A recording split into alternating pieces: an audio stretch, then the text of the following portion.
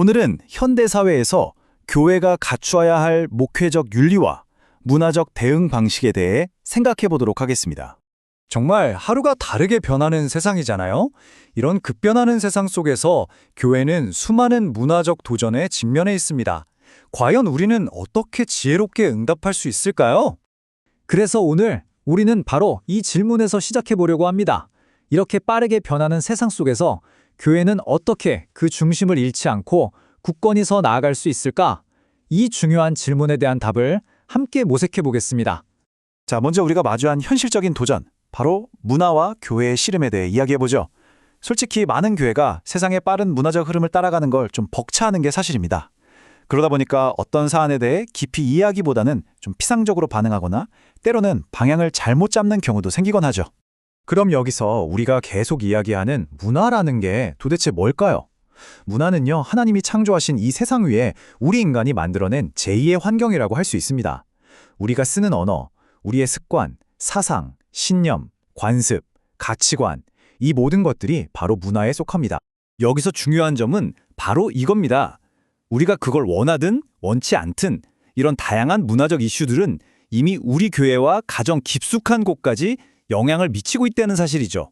그러니까 문화를 그냥 외면하는 건 더 이상 현실적인 선택지가 될 수 없습니다. 그렇다면 역사적으로 교회는 세상 문화에 어떻게 반응해 왔을까요? 그 방식을 크게 4가지 유형으로 나누어 볼 수 있습니다. 여기 보시는 4가지 방식인데요.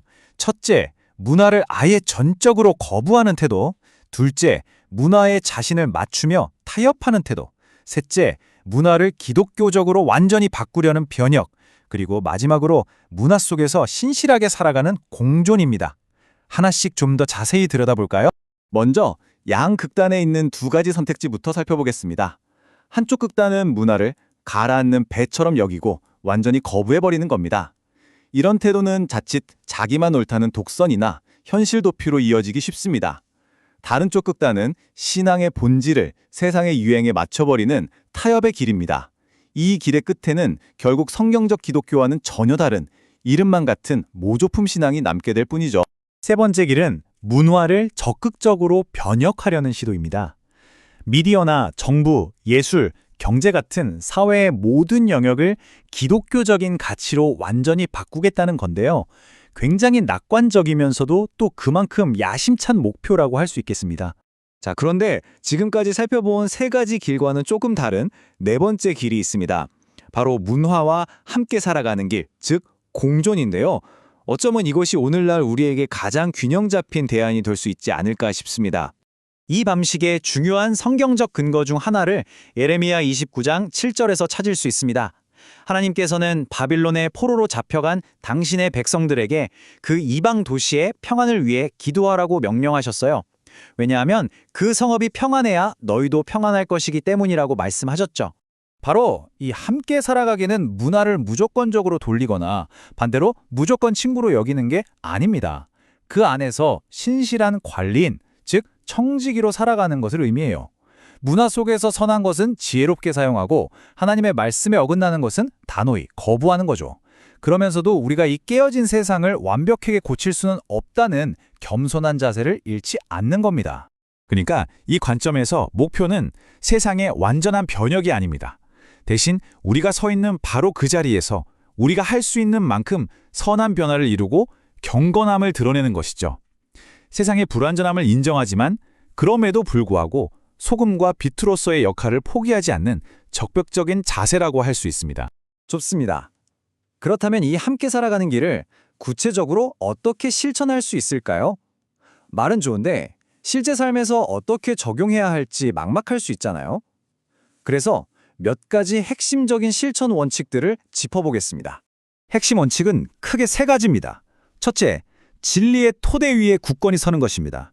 사람마다 달라지는 주관적인 감정보다는 변치 않는 객관적 진리를 붙들고 어떤 집단에 속했느냐가 아니라 한 사람 한 사람의 고유한 가치를 존중하는 겁니다. 둘째, 인간의 존엄성을 지키는 것입니다. 모든 사람의 인권을 옹호하고 세상을 피해자와 가해자라는 이분법적인 틀로만 보지 않아야 합니다. 마지막 셋째는 지혜와 온유함으로 참여하는 것입니다. 무조건 비난하고 배척하기보다는 다른 사람의 이야기에 귀 기울이고 논쟁에서 이기는 것보다 한 영혼을 얻는 것을 더 중요하게 여겨야 한다는 뜻이죠. 이 표를 보시면 우리가 어떤 태도에서 어떤 태도로 나아가야 할지 한눈에 들어오죠.